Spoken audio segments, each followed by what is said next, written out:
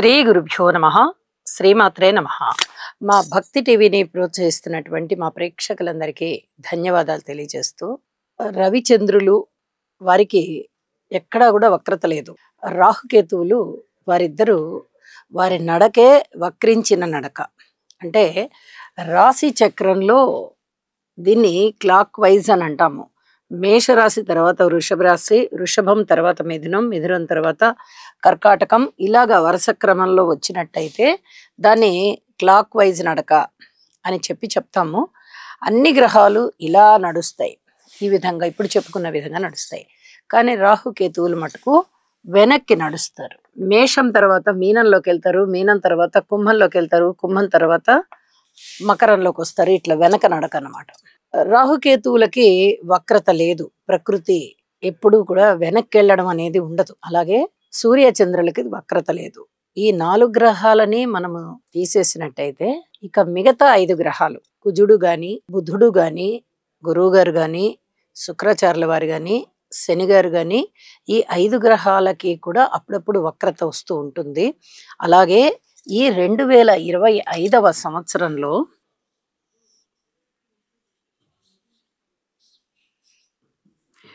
ఈ 2025 విశ్వావసు నామ సంవత్సరంలో గురువు గారికి వక్రత ఏర్పడింది. ఎప్పుడు ఏర్పడింది? వారు ఇప్పటి వరకు కూడా మిథున రాశిలో సంచరిస్తూ ఉన్నారు.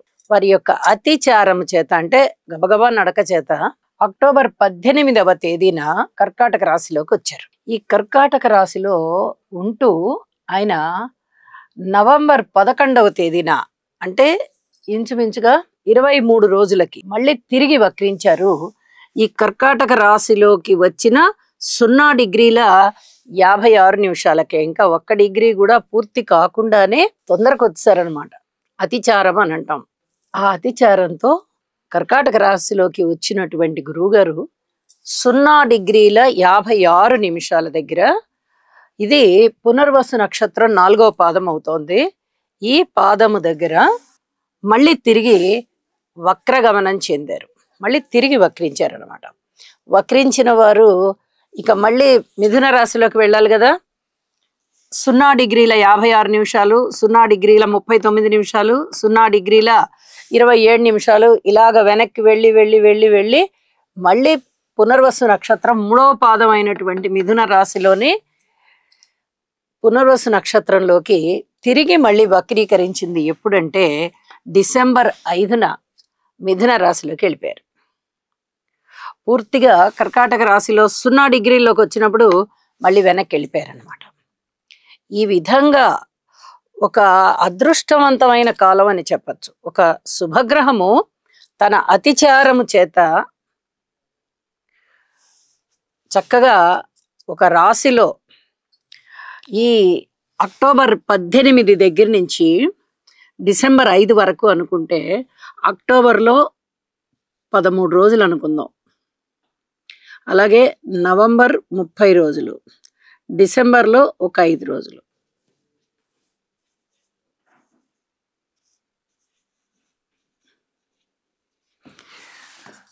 నలభై 48 రోజుల కాలం గురువుగారు కర్కాటక రాశిలో సంచరిస్తున్నారు. ఇది ఒక అదృష్టవంతమైనటువంటి కాలం అన్నమాట. చాలా రాశులకి చాలా అద్భుతమైనటువంటి విజయాలు ఉంటాయి. ఎందువల్ల ఉంటాయి అంటే, ఒక శుభగ్రహం అయినటువంటి గురువు అనేటటువంటి గ్రహము తన అతిచారం చేత తన యొక్క ఉచ్చరాశిలోకి వచ్చేసింది. ఈ ఉచ్చరాశిలో 3 నక్షత్రాలు ఉంటాయి కదా. పునర్వసు 4వ పాదం ఉంటుంది, పుష్యమి 1, 2, 3 పాదాలు ఉంటాయి,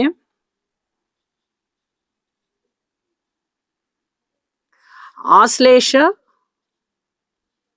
1, 2, 3, 4 పాదాలు ఉంటాయి. వెరసి 9 పాదాలు ఉంటాయి. మరి ఈ 9 పాదాల వారికి కూడా అత్యద్భుతమైన కాలమే అవడానికి పునర్వసు నక్షత్రం 4వ పాదంలో మాత్రమే గురువుగారు ఉంటారు. ఇక్కడ చూడండి, పుష్యమి నక్షత్రం 1, 2, 3, 4 పాదాలు గురువు గారి యొక్క సంచారం లేదు. ఓన్లీ 0 డిగ్రీల దగ్గరే ఉండిపోయారు ఆయన. ఇంకా పూర్తిగా 1లోకి కూడా ఆయన రాలా. అయితే ఈ రాశి కర్కాటక రాశి ఉచ్చ రాశి గురువు గారికి. మొదటి 5 డిగ్రీలలోనూ చాలా ఉచ్చ పొంది ఉంటారు. అద్భుతమైనటువంటి విజయాలు ఇస్తారు. ఇలా ఎవరెవరికి ఇంకా ఏమేమి ఇస్తారు? అసలు కర్కాటక రాశి వారికి ఆ ఉచ్చలోకి వెళ్తున్నారు. ఆ స్పెషాలిటీ ఏంటి? విశిష్టత ఏదో ఉంటుంది కదా. ఉచ్చ రాశిలో పైగా స్వనక్షత్రంలో ఉంటున్నప్పుడు చాలా అద్భుతమైన విజయాలు ఉంటాయి. ఈ విజయాలు ఏమిటి? ఇంకా మిగతా రాశుల వారందరికీ ఎటువంటి ఫలితాలు వస్తాయి అనేది ఇప్పుడు చెప్పుకుందాము. ఇంకా గురువు గారి కారకత్వాలు కూడా చెప్పుకోవచ్చు. గురువు గారు అనగానే చాలా అద్భుతమైన గ్రహం, దేవతలకి మంత్రి ఈయన.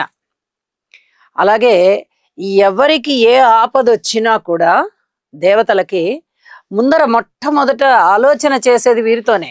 దేవగురువు బృహస్పతి అని మనకి మైథలాజికల్ గా వస్తుంది, పురాణ ఇతిహాసాల్లో వస్తుంది. అంతటి గొప్ప స్థాయి వీళ్ళకు ఉంటుంది. పునర్వసు నక్షత్రం వాళ్ళకి చాలా అద్భుతమైనటువంటి మంత్రాలోచన ఉంటుంది, చక్కటి తెలివితేటలు ఉంటాయి. అలాగే ఇక్కడ పునర్వసు నక్షత్రంలోనే సంచరిస్తున్నారు. మనం గమనించినట్టయితే ఆ నక్షత్రం దాటి పుష్యమి 1వ పాదంలోకి కూడా రాలా. పునర్వసు నక్షత్రంలో కూడా పూర్తిగా ఆయన సంచరించలేదు, 4వ పాదం అంతా కూడా. అయితే ఇక్కడ పునర్వసు అనేది గురువు గారి యొక్క సొంత నక్షత్రము, కర్కాటక రాశి అనేది గురువు గారికి ఉచ్చరాశి. ఇంత అద్భుతమైనటువంటి తన స్థానంలోకి వచ్చినప్పుడు ఇంకా ఏ విధంగా గురువు గారి యొక్క కారకత్వాలు పరిఢవిల్లుతాయి అని చెప్పుకోవాలంటే, ఇక్కడ ముందర గురువు గురించి చెప్పుకుంటూ తర్వాత కారకత్వాల గురించి చెప్పుకోవాలి. అద్భుతమైనటువంటి మంత్రాలోచన చేసేవారు గురువు. అతి చాకచక్యము, నిపుణత, అలాగే ఒక శుభప్రదమైనటువంటి గ్రహము, చూడంగానే చేతులెత్తి నమస్కారం చేసేటటువంటి వ్యక్తిత్వం ఉంటుంది. విద్యకి పెట్టింది పేరు, వేదాలకి పెట్టింది పేరు, ఒక క్రమశిక్షణకి పెట్టింది పేరు. అలాగే లా చదివే వాళ్ళకి, ముఖ్యంగా న్యాయవేత్తలకి, అంటే జడ్జెస్ కి వేదాలు చదువుకునే వారికి, ఇలాగా రకరకాలైనటువంటి విద్యలు, ఆ విద్యలలో ఉన్న వారికి ఈయన కారకత్వం వహిస్తారు. చాలా అద్భుతమైనటువంటి వ్యక్తిత్వం ఉంటుందండి. చాలా చాలా మంచి ఆలోచనలు ఉంటాయి. దైవభక్తి బాగా ఉంటుంది, దైవ కార్యాలు బాగా చేస్తారు. ఎప్పుడు దైవ సేవలోనే ఉండడానికి ఇష్టపడతారు. పెద్దల పట్ల వినయ విధేయతలతో ఉంటారు. ఇవన్నీ కూడా చాలా అద్భుతమైనటువంటి లక్షణాలు, గురువుగారి లక్షణాలు. కాబట్టి ఇంకా గురువుగారి గురించి ఒక్క అక్షరం కూడా ఎక్కడ వ్యతిరేకత ఉండదు. అలాగే తన ఉచ్చ స్థానంలో ఉన్నప్పుడు ధనము బాగా తెచ్చిస్తారు. వృత్తి, ఉద్యోగ, వ్యాపార వ్యవహారాలలో చాలా చక్కటి ఆదాయాన్ని పెంచుతారు.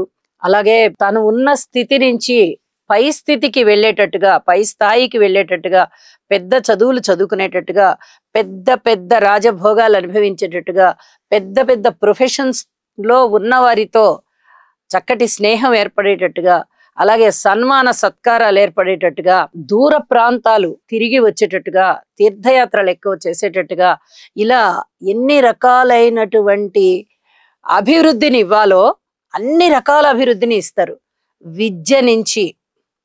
విద్య, ఉద్యోగము, వ్యాపారము, వివాహము, చక్కటి ఆరోగ్యము, అలాగే ఉన్నత స్థితి, ధన ఆదాయం పెరగడం, 2-3 రకాల ఆదాయాలు ఏర్పడడం, సన్మాన సత్కారాలు అందుకోవడము, అద్భుతమైనటువంటి గౌరవ ప్రతిష్టలు, మాట పరపతి ఇత్యాదివన్నీ కూడా గురువుగారి యొక్క కారకత్వాలే. గురువు ఎవరికైతే, ఏ రాశి వారికైతే అనుకూలంగా ఉంటారో ఆ రాశి వారికి ఇప్పుడు మనము చెప్పుకున్న ఈ గురువు గారి కారకత్వాలు కనీసం కొన్నైనా అప్లై అయ్యి వారు అభివృద్ధిలోకి వస్తారు. సింహరాశి వారికి 12వ స్థానంలో గురువు గారి యొక్క స్థితి సంచారము 48 రోజుల పాటు ఉంటుంది. అంటే వీరికి దూర ప్రాంత ప్రయాణాలు ఉంటాయి. అలాగే దైవ కార్యాల మీద ధనం ఎక్కువ ఖర్చు పెట్టేది ఉంటుంది. విదేశాలకు వెళ్ళేటటువంటి అవకాశం వస్తుంది. 10 మందితో చాలా మంచి అనిపించుకుంటారు. సన్మాన సత్కారాలు అందుకుంటారు, ప్రశంసలు అందుకుంటారు. ధనము ఎక్కువ ఖర్చు ఉన్నప్పటికీ ఎక్కువగా పుణ్యకార్యాల మీద ధనము ఎక్కువగా ఖర్చు అవుతూ ఉండడం వల్ల వీళ్ళ యొక్క ఖాతాలో పుణ్యం ఎక్కువగా పడిపోతూ ఉంటుంది. మరి లాభంలో ఉన్నప్పుడు అద్భుతమైన ఫలితాలు పొందారు. ఆ తీసుకున్న లాభాలు కొంతైనా ఖర్చు అవ్వాలి. అది దేని మీద ఖర్చు అవ్వాలి? శుభకార్యాల మీద ఖర్చు అవ్వాలి, యజ్ఞయాగాల మీద ఖర్చు అవ్వాలి, పెళ్లిళ్ళు పేరంటాల మీద, శుభకార్య నిర్వహణ కొరకు, దాన ధర్మాలు ఇవ్వడం కొరకు, ఎవరైనా లేదు అని అంటూ ఉంటే వీళ్ళు పాపం వినలేరు, తీసి ధనం ఇచ్చేస్తారు, ఆకలి అన్నా ఇచ్చేస్తారు, ఏదన్నా వివాహము చేసుకోలేకపోతున్నాం పేదవారం అండి అన్నా ఇస్తారు, ఒక యజ్ఞం చేయాలండి అన్నా ఇస్తారు, గుడి నిర్వహణకైనా ఇస్తారు. ఇలాగా రకరకాల కార్యక్రమాల మీద ధనాన్ని ఖర్చు పెట్టడము లేదా విరాళంగా ఇవ్వడము చేసేస్తారు. అలాగే విదేశీయాన యోగం కూడా ఉండేటటువంటి అవకాశం ఉంటుంది. సింహరాశి వారికి అద్భుతమైన ఫలితాలే ఉన్నాయి. ఇక గురుగ్రహ స్తోత్రాన్ని కూడా ఒకసారి మనం తెలియచెప్పుకుందాము. దేవానాంచ ఋషీనాంచ గురుం కాంచన సన్నిభం బుద్ధిమంతం త్రిలోకేశం తం నమామి బృహస్పతి.